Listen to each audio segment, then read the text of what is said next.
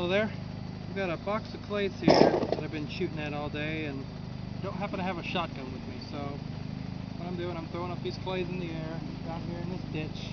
Can't shoot too far because I've got neighbors on the other side, so I'm throwing them straight out and shooting down at them.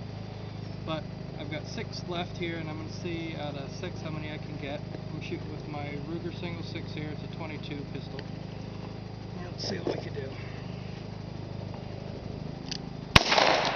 There's 1.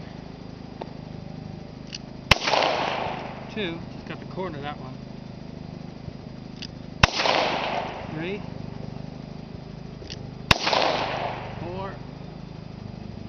5. Oh, that's a perfect score. You gotta see this. Dead center hit on this clay. It just did not break. But you cannot get any better than that.